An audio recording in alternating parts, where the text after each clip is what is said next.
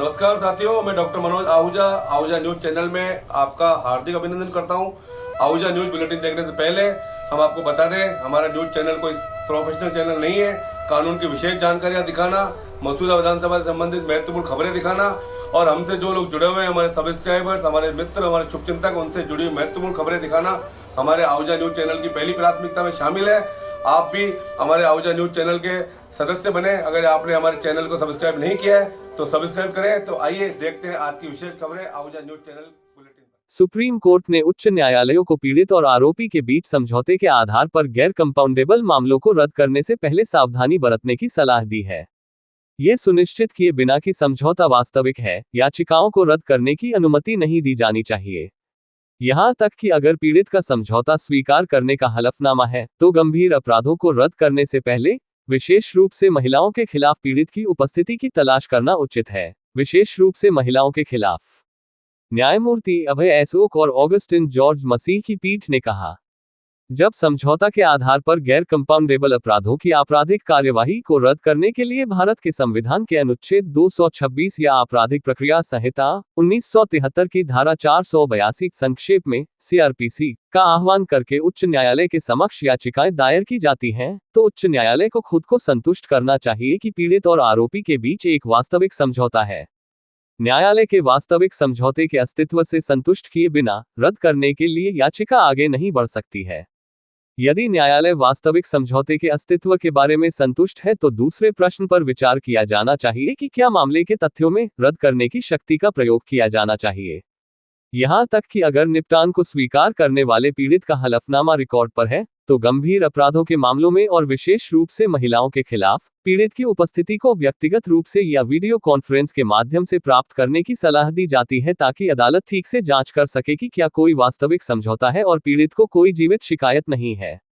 अदालत गुजरात उच्च न्यायालय के एक आदेश को चुनौती देने वाली एक पीड़ित द्वारा दायर अपील पर विचार कर रही थी, जिसमें एक कथित समझौते के आधार पर एक मामले को रद्द किया गया था, जिसमें एक कथित समझौते के आरोप शामिल थे, जिसमें बार बार बलात्कार धारा 376(2) एनआईपीसी और अनुसूचित जाति और अनुसूचित जनजाति अत्याचार निवारण अधिनियम 1989 की धारा 3(1)W और 3(2)(5) के आरोप शामिल थे।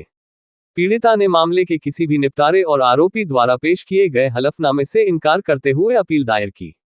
सुप्रीम कोर्ट ने नोट किया कि पीड़िता एक अनपढ़ महिला थी और हलफनामे में उसके अंगूठे के निशान थे, जिसकी पहचान उसके भाई ने की थी। सुप्रीम कोर्ट ने कहा कि अदालत ने आगे कहा कि हलफनामे में यह समर्थन नहीं है कि हलफनामे की सामग्री को अनपढ़ व्यक्ति को समझाया गया था। जैसा कि उच्च न्यायालय ने यह सत्यापित किए बिना कि अपीलकर्ता और दूसरे प्रतिवादी के बीच वास्तविक समझौता था या नहीं, आविग्ध निर्णय और आदेश पारित किया है। अदालत ने कहा, मामले को उच्च न्यायालय में वापस भेज दिया गया था, जिसमें पीड़ित को निर्धारित तिथि पर उच्च न्यायालय के समक्ष उपस्थित रहने के निर्देश दिए गए थे। उच्च न्यायालय अपीलार्थी को निपटान के बारे में दूसरे प्रतिवादी द्वारा उठाए गए रुख के प्रति अपनी स्थिति की व्याख्या करने की अनुमति देगा। अपीलार्थी को सुनने के बाद उच्च न्यायालय अपने अधिकारियों के भीतर होगा कि वह न्यायिक अधिकारी द्वारा शपथपत्र निष्पादित किए जाने के तरीके के बारे में और इस सवाल पर कि क्या अपीलार्थी के अंगूठे के छापों को हलफनामे की सामग्री बताए बिना हलफनामे पर लिया गया था, अदालत ने निर्देश दिया। आपराधिक मामला बहाल कर दिया गया है। यदि उच्च न्यायालय को पता चलता है कि एक वास्तविक समझौता था, तो उसे इस प्रश्न पर विचार करना चाहिए कि क्या दंड प्रक्रिया संहिता की धारा 482 या संविधान के अनुच्छेद 226 के तहत समझौता के आधार पर आपराधिक कार्यवाही को रद्द करने के लिए शक्तियों का उपयोग किया जाना है। सुप्रीम कोर्ट ने स्पष्ट किया कि उसने सभी सवालों को खुला छोड़ दिया है। मामला XYZ बनाम गुजरात राज्य।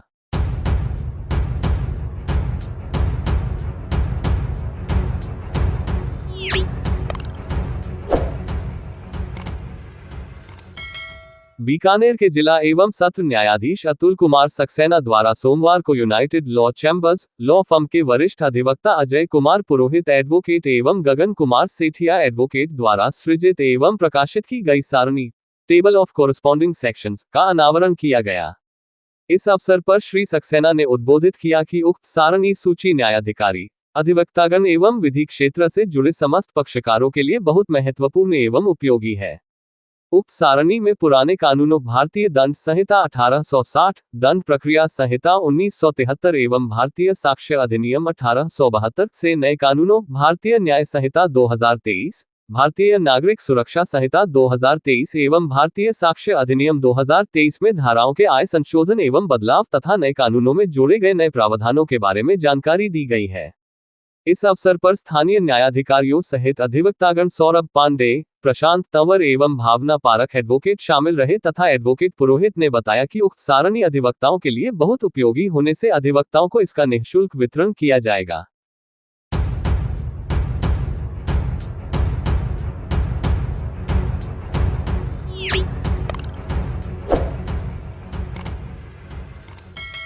राजधानी के नामी गिरामी वकील हर्षवर्धन शर्मा का जन्मदिन सेशन कोर्ट में अधिवक्ता साथियों ने हर्षोल्लास के साथ मनाया गया। इस अवसर पर वकीलों और अन्यजनों ने उन्हें बधाई और शुभकामनाएं देते हुए मिठाई खिलाते हुए उनका केक काटकर भी शुभकामनाएं दी तथा एक सुंदर माला बनाकर उन्हें भेंट भी की। अखिल भारतीय संयुक्त अधिवक्ता मंच के प्रदेश अध्यक्ष एडवोकेट मनोहर चंचलानी ने अपने अजीज व आदरणीय मित्र को सोशल मीडिया पर और व्यक्तिशः बधाई व शुभकामनाएं देते हुए बताया कि हर्षवर्धन उनकी प्रदेश स्तरीय टीम के एक्टिव एडवोकेट होकर प्रदेश उपाध्यक्ष है।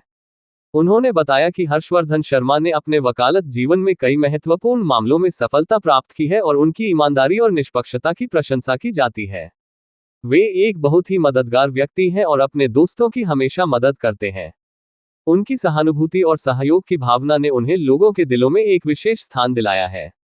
इस अवसर पर हर्षवर्धन शर्मा ने कहा, मैं अपने सभी मित्रों और सहयोगियों का आभारी हूं जिन्होंने मेरे जन्मदिन को इतना यादगार बनाया।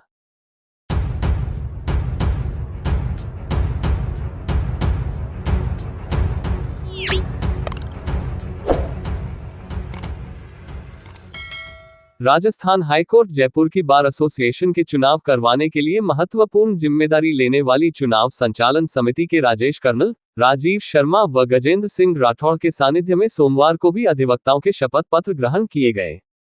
इस दौरान शाम 5 बजे तक 3651 अधिवक्ताओं द्वारा सतीश चंद्र सभागार में व्यक्तिगत रूप से उपस्थित होकर शपथ पत्र प्रस्तुत करने की जानकारी प्राप्त हुई है। वहीं सोमवार को भाजपा के पूर्व प्रदेश अध्यक्ष व वर्तमान में हरियाणा के प्रभारी सतीश पूनिया ने भी सतीश चंद्र सभागार में पहुंचकर निर्वाचन अधिकारी राजीव शर्मा को अपना शपथ पत्र प्रस्तुत किया और वोट देने के लिए अधिकृत फोटो पर्ची प्राप्त की। इस मौके पर निर्वाचन अधिकारी राजीव शर्मा ने बताया कि वरिष्ठ भाजपा नेता Poonia bar council of Rajasthan के अधिकृत अधिवक्ता के रूप में पंजीकृत हैं, जिनका एनरोलमेंट नंबर 268 व वर्ष 1992 है तथा पूनिया राजस्थान हाईकोर्ट बार के सदस्य हैं जो हर वर्ष न केवल मतदान करने आते हैं बल्कि यदा कदा बार के कार्यक्रमों में भी अपनी उपस्थिति दर्ज करवाते हैं। वहीं इस मौके पर पूनिया ने बताया कि उन्हें बचपन से ही अधिवक्ता बनने का शौक था, इसलिए उन्होंने वकालत की पढ़ाई करने के बाद अधिवक्ता के रूप में नामांकन करवाने के बाद वो कुछ समय तक कोर्ट में भी गए थे। उन्होंने कहा कि वो वकालत जैसे गरिमामय पेशे से जुड़े हुए हैं और वो सदैव इसी प्रकार से अपने अधिवक्ता साथियों से जुड़े हुए रहना चाहते हैं, इसलिए वो आज भी यहाँ शपथ पत्र प्रस्तुत करने के लिए आए हैं और वो अपने मताधिकार का प्रयोग भी अवश्य करेंगे। वहीं पूनिया के पधारने के मौके पर चुनाव लड़ने वाले प्रत्याशियों ने उनसे मुलाकात कर अपने व अपने समर्थकों के पक्ष में वोट देने की मांग की तथा अधिवक्ताओं ने उनके साथ फोटो व सेल्फियां भी ली।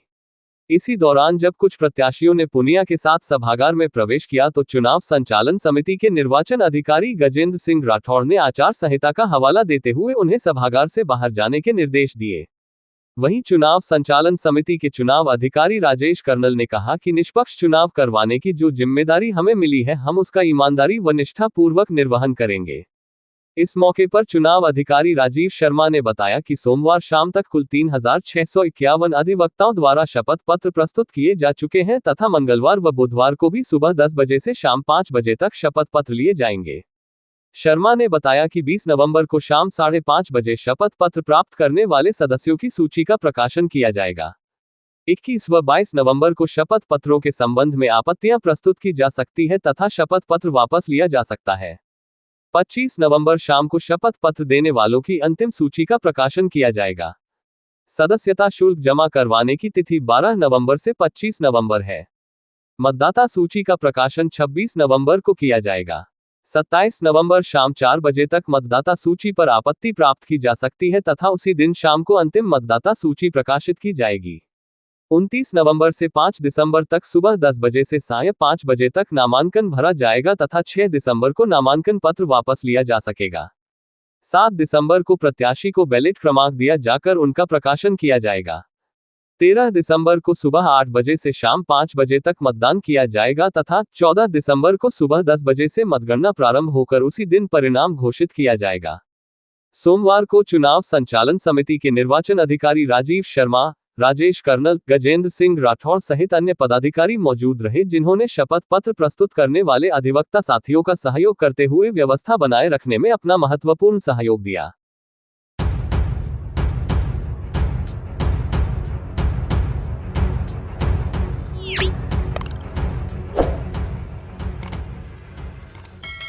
नेशनल हाईवे 48 पर बांदनवाड़ा से होकर निकलने वाली पुलिया में हुई खराबी की वजह से सोमवार को दिन भर सभी वाहनों सहित भारी वाहनों की गांव के अंदर से होकर जाने की वजह से बड़ी खतरे की संभावना बनी रही।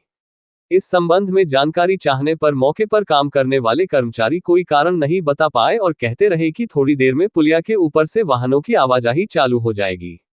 नेशनल हाईवे के नियमों के अनुसार बिना पूर्व सूचना के रोड का डायवर्जन नहीं निकाला जा सकता है, लेकिन इस संबंध में निर्माण कार्य करने वाली कंपनी या राष्ट्रीय राजमार्ग प्राधिकरण की ओर से दिन भर कोई सूचना जारी नहीं की गई, लेकिन अभी शाम को जाकर संकेतक लगाए। वहीं दिन भर चलते भारी वाहनों की आवाजाही गांव के अंदर से होने की वजह से ग्रामीणों को काफी परेशानी का सामना करना पड़ा। वहीं मौके पर मौजूद ग्रामीणों ने घटिया निर्माण सामग्री का आरोप लगाते हुए निर्माण कार्य में लापरवाही का बड़ा खामियाजा भुगतने की आशंका जाहिर करते हुए इस मामले में शिकायत करने की बात कहते हुए कहा कि नेशनल हाईवे पर 30 साल तक टोल वसूली का अधिकार दिया गया है, जबकि मात्र 2 साल पूर्व ही इस पुलिया को चालू किया गया है। ग्रामीणों ने कहा कि घटिया निर्माण कार्य की वजह से खराबी आई है, जिसकी शिकायत की जाएगी।